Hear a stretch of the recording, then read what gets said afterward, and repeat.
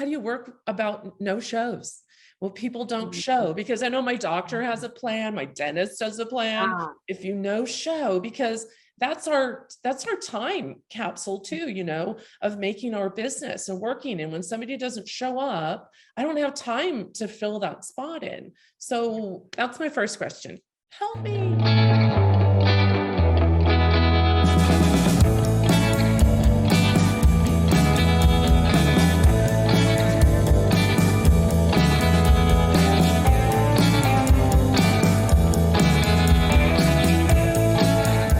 Thank you so much for being here for another edition of Who's in Tracey's Chair. I have my amazing friend Jill here with me today, who is, Jill, I always think of you as the expert change agent. I don't know what your official title is. That's what I want you to share with everyone that's watching today. So let me just say that not only is Jill one of the most amazing humans, she has this inner leadership quality that shines out into the world like unlike any other human I think I've ever met.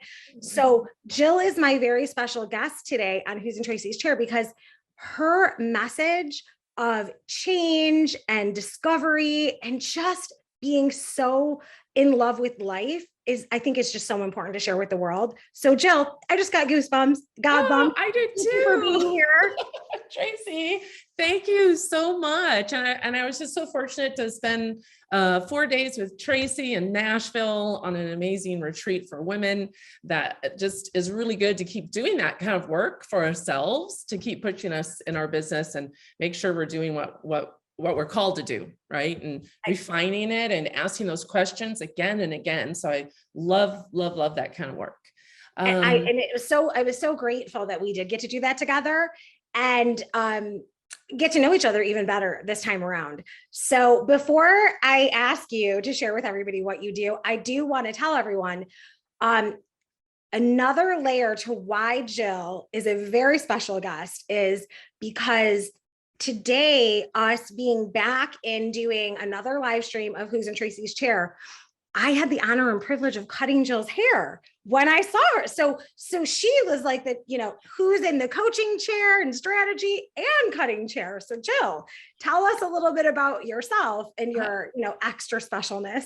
Oh, Tracey, thank you so much. I'm extremely delighted with my hair, y'all. It's beautiful. So I do kind of consider myself a change master, Tracey. I have had to move a lot in my life, and it started when I was a young girl. And yet part of that is traumatic. I understand moving from the East Coast to the West Coast at a young age during an influential time was difficult, but I also knew somehow how to make it work. It was difficult, but I made it to the next step and the next step, and then things just got better and better. And I can never imagine not being a California girl. So currently, I'm an advanced trainer in the Canfield certification program of his success principles. And I like to think of it as principles of life success. Currently, I'm really working with larger groups, do on live trainings, and I really want to shift to doing more one-on-one accountability meetings to help people in their journey. So I don't know if I really consider it more coaching but really just kind of bringing them along, because if any of you have worked with an accountability partner, it's amazing. It helps push you really to the next level of your accomplishments. So with that in mind, I need some help because I'm changing again. Right? I love that, right? The change agent is changing. Yeah. Beautiful. Right. It's so beautiful. And I know I talk a lot inside our different programs, as well as on the podcast, about one of my mentors being Jack Canfield, who inspired me that if you just believe it's possible, you can do anything. So that is who inspired me to start writing books. And that's what Jill's talking about, us being, you know, certified trainers of his material. And it's not something that you can only apply to business. It's something that we apply to our lives as well. So Jill, thank you so much for sharing that, because I love I love your journey and the way that you've adapted it to your life to be successful in all areas. So now that you're changing from doing, only live stuff and in person, and you're going to do more accountability coaching, what questions did you bring for us to kind of dig into for you on this special episode? Well, the first thing for me, Tracey, is I was always able to book my own things, right? So I can book it. I can book it on Zoom and live, but now it's a whole new thing to look at booking individuals and how to make those appointments. And because I've been invited to events and they have a great way to do that process, but I feel that is a total stranger to me. And along with that comes the whole idea of how do you work about no shows? Well, people don't show, because I know my doctor has a plan, my dentist has a plan. Wow. If you no show, because that's our time capsule too, of making our business and working. And when somebody doesn't show up, I don't have time to fill that spot in. So that's my first question. Help me. So how to get when you're asking, just for clarity, so you're asking about the appointments, like how do you schedule appointments when it's individual? Are you asking because you want them to be able to book it themselves rather than you doing it during a phone call or something? Yeah, or either way. So that way they can fill up the time, and I'm just not sure how to do all that. So this is where technology is amazing, and we can use it for the tool to have things working behind the scenes. So here's what I always suggest to business owners of all shapes and sizes. You can do a simple Google link to your calendar, like something simple in the beginning. But if you're to the point that you're trying to scale this, there are many different calendar options. Like there's Calendly, there is, if you have a CRM with your business that you send emails from, some of them have, something that's linked. Even like back in the salon, we had a booking software that kept track of everyone's formula, what they so it's like, do you want to get that deep where you're going to have your client notes and everything in there? Or do you want to start simple? So at this moment of time and space, what feels right for you? So I think starting simple is right for me, because that's just the way to start. And because technology does become a little bit overwhelming for me sometimes. And I feel like starting simple just to make it that I don't miss people and that I have the ability to remind them. Man, I love that, right? How many times have you got a reminder that you have a dental cleaning today? I'm like, oh no. And I'm so glad I got that reminder, right? Through a text or email. So if you want to build it where it is simple for the client experience, that involves the reminders. That's where then as the business owner, you have to do a little more on the front end. That's like the front end, back end, right? So behind the scenes, you can build out those sort of automations, which is actually really simple. I always suggest writing everything down. Write it down first of how you want, so you just mentioned something that's super important. You love that experience of when the doctor or dentist says, hey, Jill, you have an appointment tomorrow at 12 o'clock, right? Yes. So if you like that, write that down. That means that that's in alignment with how you want to serve, right? And that was actually, it's so funny. I think going back to success principles, one of the things I think in all of the businesses I've ever started and been successful in is because we create this client retention in a way that people don't have to worry about it and think about it, especially when you're dealing with really busy, successful people that are trying to go to the next level. And that's who would hire you as an accountability coach, right? Someone that wants to level up. They're already doing all these decisions for everyone else. So the more we can cater to let's take care of you, right? It's worth the effort. So I would consider starting, one of my favorites, because I've used so many, one of the most simple softwares I found, it's called FG. It's funnel gorgeous, but it has a calendar, a way to build your sales pages and your email automations. if you can keep it simple in your mind where this is a tool, it's here to serve me, Jill. Yes. Right. And we're going to do just the calendar. That's all we're focusing on. We're building out your calendar. Right.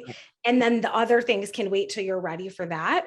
Okay. But that is a really nice thing to do on the front end, so that this is a perfect example. If somebody was watching this coaching session and they were like, oh my God, I need to hire Jill, you could drop that calendar link right in our comment below, and people could be like, oh, and schedule with you right away. Now, until you have this done, right? Because this is like something that has to be worked on, right? So there's steps that we can dive into and dissect that.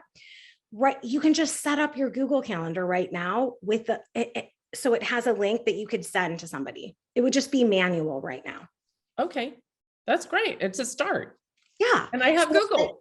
Yay. So you could do this right now. And we're building this in baby steps. Right.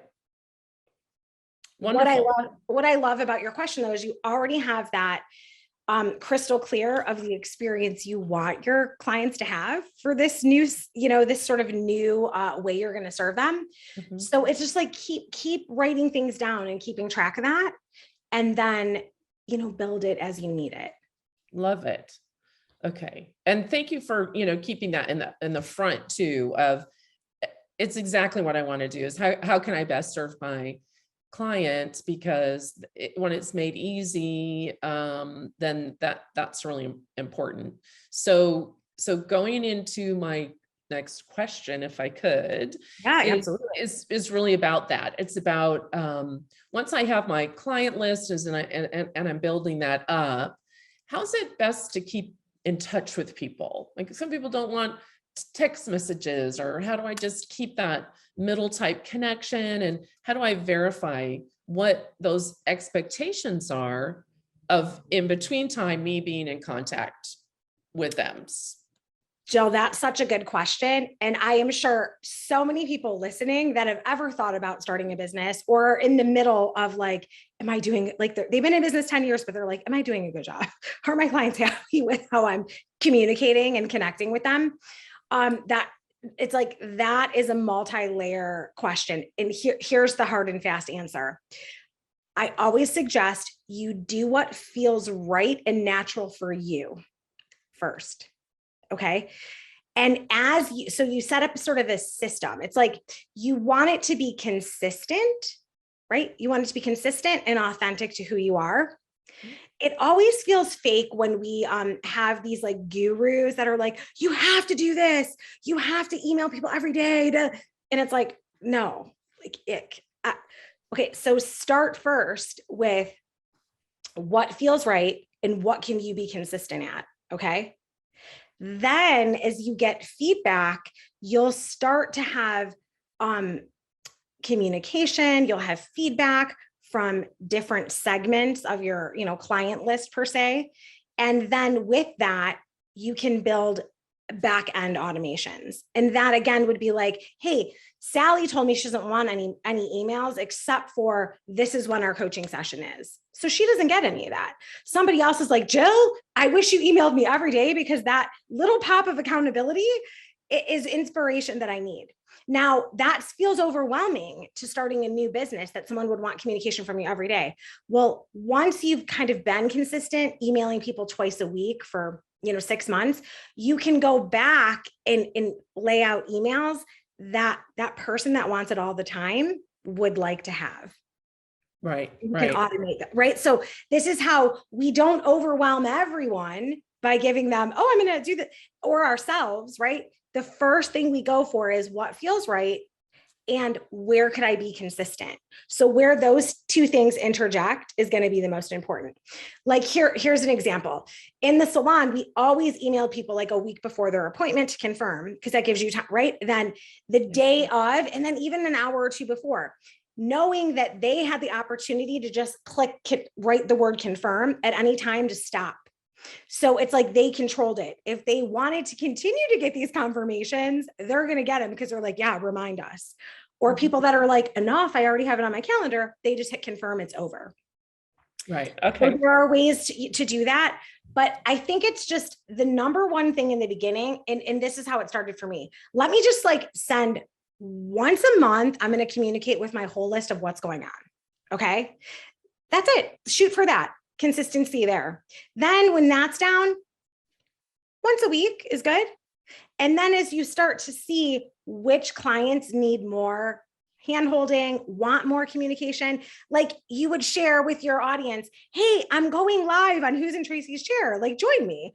Like it could be just little things you're doing, or I'm going to this retreat, I'm speaking on stage at a Canfield event, whatever the things. I know that you're big in the Boy Scouts, like you could be doing some major leadership there. So sometimes it's just like the things that come natural to you that you're doing anyway. That's what people want to know.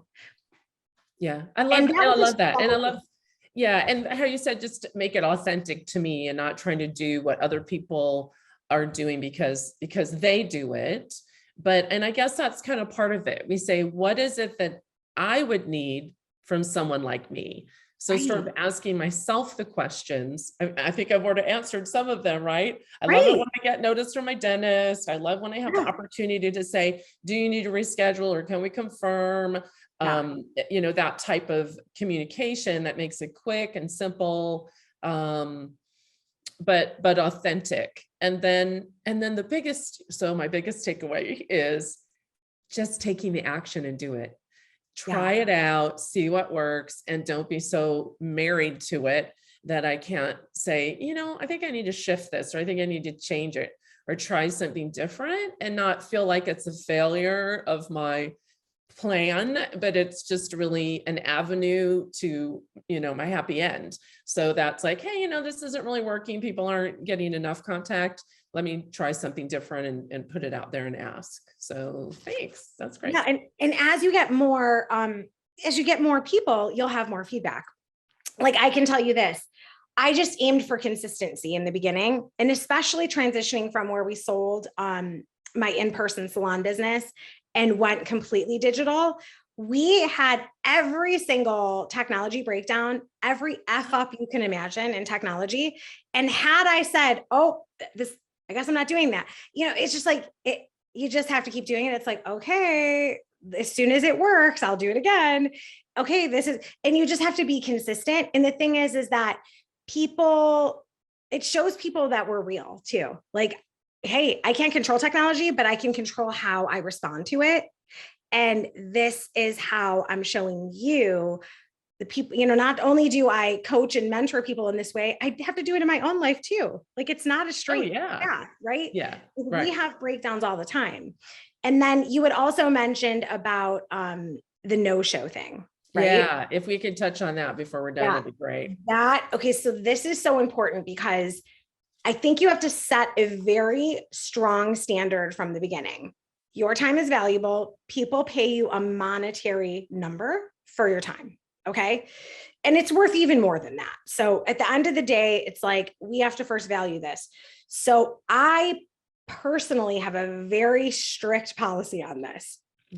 If you cancel last minute, don't give 24 hours notice, you are charged for that appointment. Okay. You're charged for that appointment. End of story, period. Now, the thing is that I just make sure everybody knows my cancellation policies. Now, if somebody was like scheduling for a discovery call and they did that, right? Then they just move to the end of the line that says, you cannot even get on my calendar to discover if we're a good fit without paying for the package on the front end. Oh, okay. And the thing is that helps people be more accountable because things do happen. Like, I have a lot of super busy clients and business owners, so they could be stuck with a client, a patient, like I have some doctors, the thing is that it just helps them hold steady to that. Now, in the case that there's, a situation, we always have the grace that we grant people, but the cancellation policy is made public so that people know that, to value their own time and their own commitment to what they're trying to do. So do you think that just that form of acknowledgement is, these are my expectations, is that you're on time, we end on time, you cancel within 24 hours, you, all of those things, is to have something put together to share with them as a agreement, acknowledgement, and how would that be? How would that, is that a Google document? Yeah. So you can, I mean, to start, yes, it could be something as simple as a Google document. You can even attach like a Google form to your calendar link, that just to keep it simple, that says, I acknowledge that I will keep this appointment or give 24 hours, like whatever, like you can have that be a really simple thing. And here's the thing. Most people will keep their appointments, and the people that never intended to keep them won't book with you and won't waste your time. Oh, right. Okay. And so that's the thing where I personally would rather put it on the front end, because I do value my time. And I know it has a high value and a high benefit to the clients I work with. So the thing is that they know that from the beginning. Now, there are times that they're going to be 5 or 10 minutes late to a call that's already scheduled, but you have clients back to back. So I will still be here and show up for you, but you can't now go into someone else's time. Right. Perfect. That's crystal clear, because sometimes it's sort of the characteristic of who a person is, and they've spent the money. If they still see value and they're coming in 5 or 10 minutes late, they're fine with that because we're still providing value. Right. So I will suggest, hey, tell yourself that it starts at 11:30 a.m. Just tell you, because I think I was like this in the beginning of my career, until one day someone, it was one of my coaches and mentors, said to me, when people are late, it's not disrespect to yourself so much. You're disrespecting everybody else that took the time to be on time. Right. And I'm from a long line of, my dad was like 16 hours late for life all the time. Like we were always looking for his keys. Right. So it was in those moments of learning that I changed my perception of that, applied the success, and said, okay, you're right. I care about people and I want them to feel valued. So I started prioritizing. And that was for me, putting on my phone an hour. Now I'm early everywhere. I just bring work with me. Yeah. That's awesome. Yeah. So it's like, I think it's like training people to respect themselves and others the same way. Yeah, because it's a different thing. When I do live meetings, I start on time, I end on time, because that's just respectful of everybody who was there on time. I actually was supporting a family member in her coaching business, and I got there on time. It was kind of new on Zoom. And I said, I'm just going to, be here. And we waited nearly 10 minutes because she felt that, well, I know there's more people coming. And I felt really, disrespected for my time already, and said, whoa, I need to let her know that, because guess what?